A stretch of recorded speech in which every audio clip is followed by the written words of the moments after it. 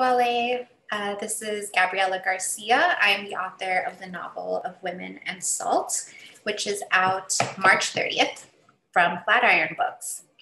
I'm so happy to be talking to you all, even if it's in this virtual format, because I love libraries since a very, very young age. Libraries have been one of my favorite places. And my mother used to take me all the time as a little girl. And I was that kid who would literally take like a tote bag with me every time I went. I would always check out the max number of books that I could check out. I remember getting these like reading challenges when I was in elementary school. It was like, we read 10 books this summer and have like a librarian check off every book you read.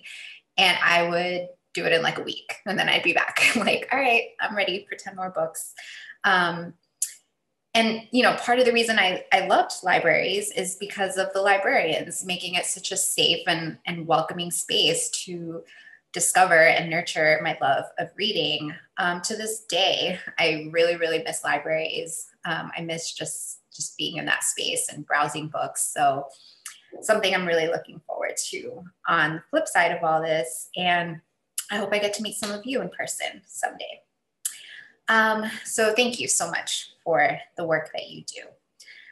So my novel of Women and Salt, it's a novel that takes place across various different time periods and traces the lives of these 5 women. Takes place in a 19th century cigar factory in Cuba, and then it takes place also in more contemporary times in a detention center in Texas, in Miami, in Cuba, in Mexico.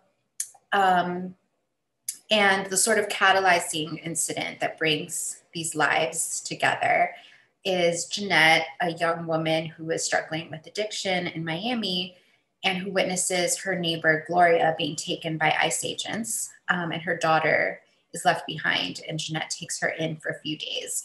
And from there, the novel kind of traces the backstory of a lot of these characters.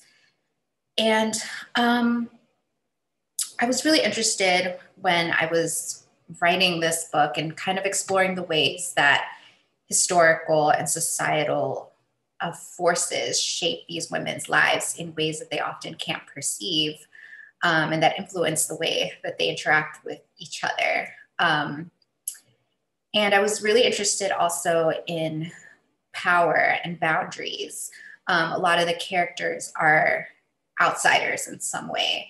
So for example, there's a US expat in Mexico who's also interacting with Salvadoran women who are also outsiders in Mexico. And then there's, you know, a young Cuban American woman who is traveling to Cuba for the first time. She's first generation, and witnessing the ways that she both understands and doesn't understand her mother's birthplace and where she fits into that space. And I was really interested in the ways that privilege, race, class, gender, all shape these lives, and also the ways that they interact with each other. And then I knew I wanted to write a book in which all of the voices are women. And each one has a really specific voice. Every chapter is kind of written in a different style. And I was really interested in only featuring women's voices. So I hope you'll love the novel, and I hope that you will recommend it to readers who might connect with it. And I wish you all a wonderful conference. Thank you.